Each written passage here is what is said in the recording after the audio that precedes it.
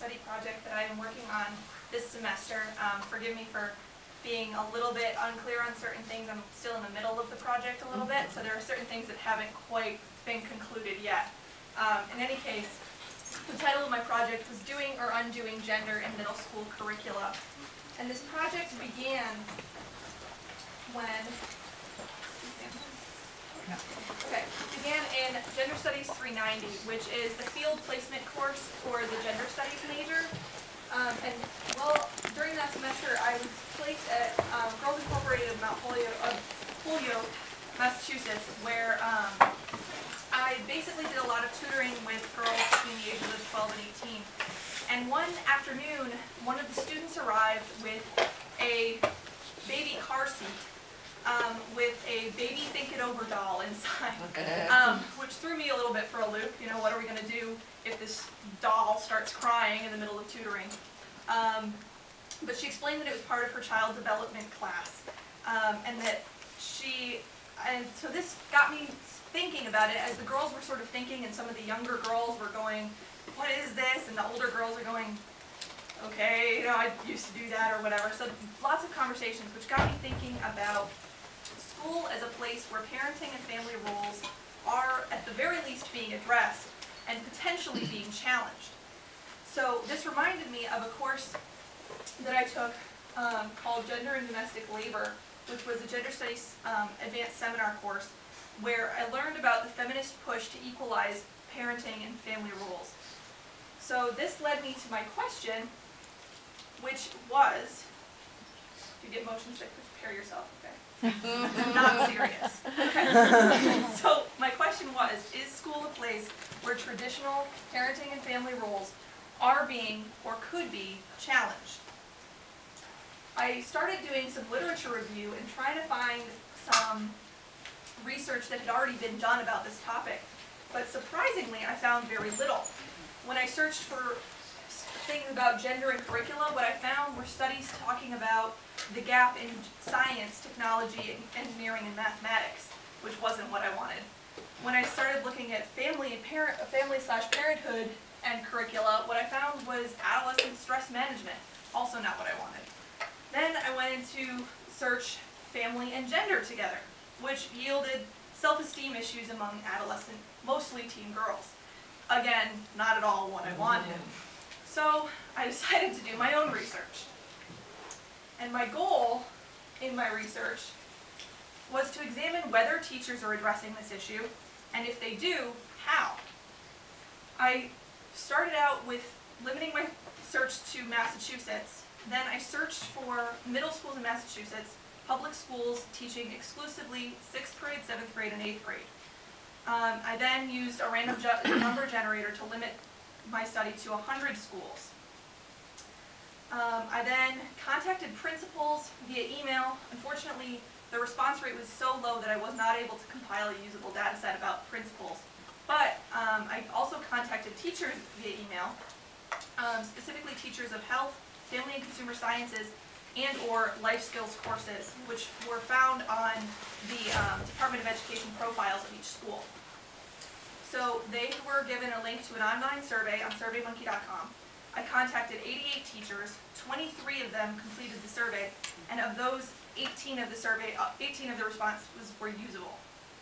The survey asked about courses and teaching, what courses are offered, what topics are covered in those courses, do you use activities and projects, what teachers want students to learn, but the key question was the last question on the survey, which can be seen here. Not there. There.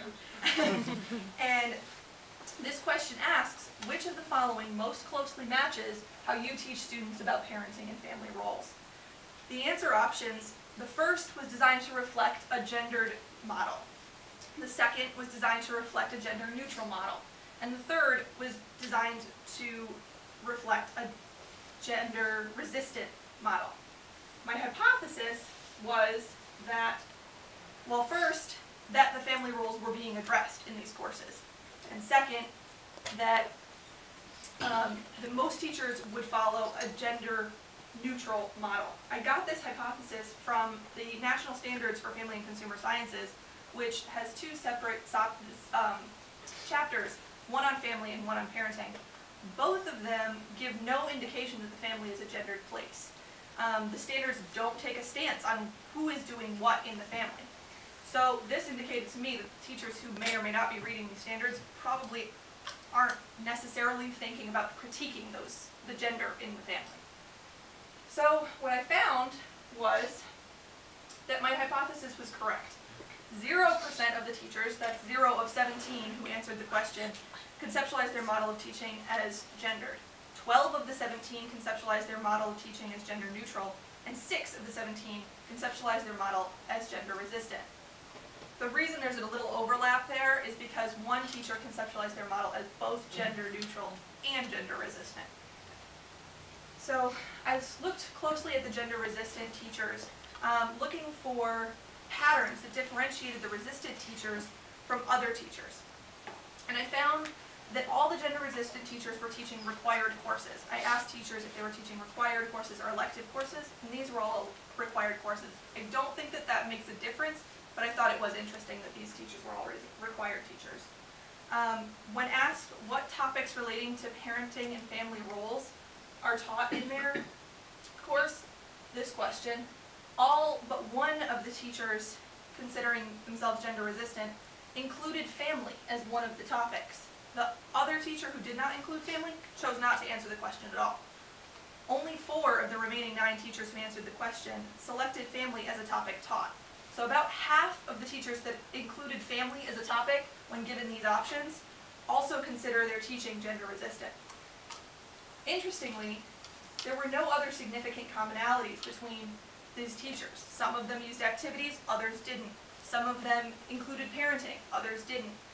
Things that they wanted to learn, no consistency. Very interesting to me. So one teacher who uses a gender-resistant model answered 2 different questions on the survey, open-ended questions, as if she taught only male students, even though it's a co-ed school and she's teaching co-ed courses. This indicated to me that for her, resisting gender stereotypes and traditional parenting and family roles means shifting the focus towards male potential parents. Another teacher answered a follow-up question about why she considered her teaching gender resistant, stated that when she covers the family unit, she discusses and identifies different family units to include same-sex, single-parent, adoptive, and foster and nuclear families, indicating that resisting gender in her case has more to do with addressing diversity in family structures, rather than with changing the existing culture within traditional family structures.